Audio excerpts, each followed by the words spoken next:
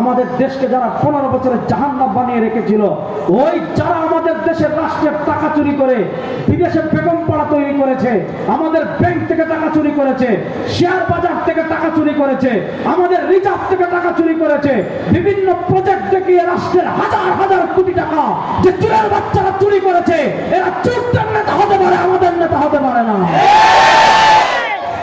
তারা কখনো আমাদের নেতা হতে পারে না। যুবকরা বলো, চোরদেরকে আর নেতা মানবেন? যুবকরা কথা বলে না, দেখছেন সমস্যা। যুবকরা যদি ঠিক হয়ে যায়, এই বাংলাদেশের দিকে কেউ হাত বাড়াবে আর কোনো সুযোগ নাই। চোররা আমাদের নেতা হতে পারে না, ডাকাতরা আমাদের নেতা হতে পারে না, রাষ্ট্রের টাকা চোরেরা আমাদের নেতা হতে পারে না। ভারতের 5টা গোলাম বাংলাদেশে বসে দিল্লির পা চাটবে যারা, বাংলাদেশে বসে দিল্লির দালালি করবে যারা, এই দেশের জায়গা পাওয়া দূরের কথা, নেতা হওয়ার আর স্বপ্ন এই দেশে চলবে না। ভারতের দালালদের পা ভেঙে দেওয়ার জন্য রেডি আছেন তো? ইনশাআল্লাহ। কথা কয় না রে? ভারতের দালালদের হাত ভেঙে দেওয়ার জন্য প্রস্তুত আছেন তো? ইনশাআল্লাহ।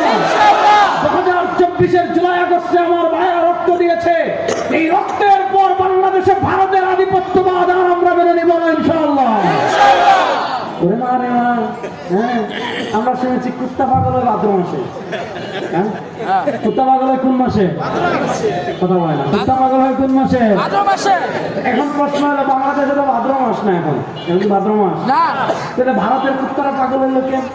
আপনারা দেখেন না, ভারতের হারবাল বিক্রেতা সাংবাদিক যেগুলো আছে, ওরে বাপরে বাপ, তুই খবর পড়বি, বৈশা পড়, মনে হচ্ছে শেখ হাসিনার পতনের পর থেকে সব কুত্তা একসাথে কামড় দিছে।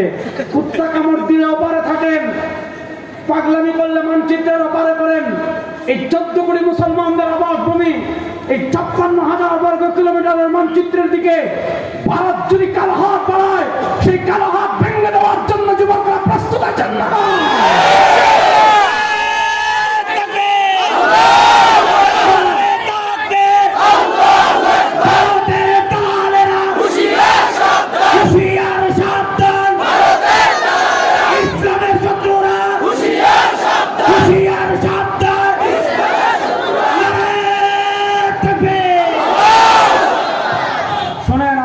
অনেক জুলুম অত্যাচার করেছে, ওপারে থাকেন, যা ইচ্ছা করেন, আমাদের বাংলাদেশ নিয়ে বাড়াবাড়ি করবেন না।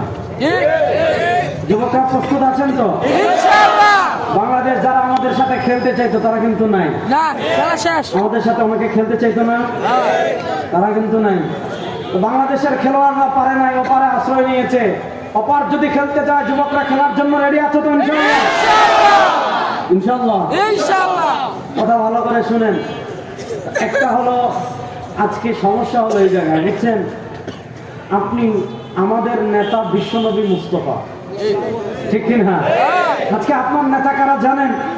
আপনার নেতা হলো তারা যারা আপনাকে বিপদে ফেলে টাকা কামাইয়া বিদেশ টাকা পাচার করছে, আপনাকে দেশে মানুষের লাঠির সামনে রেখে সব হেলিকপ্টারে করে বিদেশে পলাই গেছে। আর আমার নবী কত বড় নেতা শুনেন, দুনিয়া থেকে বিদায় নেওয়ার আগে সরওয়ার দু আলম সাল্লাল্লাহু আলাইহি ওয়াসাল্লাম আমাদেরকে বলে গিয়েছেন, আমার উম্মতেরা শোনো, আমার রক্ত মাখা ইসলাম রেখে যাচ্ছি, আমার দাম শহীদ করা ইসলাম রেখে যাচ্ছি, আমার ইসলামের উপর অটল থাকবি, আমার দ্বীনের উপর অটল থাকবি। আনা ফারাতুল লাকুম ইনদাল হাউজ ইয়াউমুল কিয়ামা, কিয়ামতের দিন হাউজে কাউসারে আমি নবী ফুলের তোড়া নিয়ে তোদের অপেক্ষা করতে থাকবো। সুবহানাল্লাহ। সুবহানাল্লাহটা বড় আসতে বলবেন। দেখেন, আল্লাহ তাআলা একটা আমার নবীকে একটা স্পেশাল বৈশিষ্ট্য দিয়েছেন। দেখেন, আহলুস সুন্নাহ ওয়াল জামাতের আকীদা হলো নবীগণ নিষ্পাপ। বলেন নবীগণ নিষ্পাপ। বলেন নবীগণ মাসুম। বলেন নবীগণ মাসুম মানে বলেন নিষ্পাপ। দূরে বলেন না, নিষ্পাপ, নিষ্কলঙ্ক, পুত পবিত্র। নবী নবুয়তের দায়িত্ব পালনে কোনো ত্রুটি করেন, কোনো ভুল ভ্রান্তি করেন, এটাকে বলা হয় মাসুম। আমার নবীর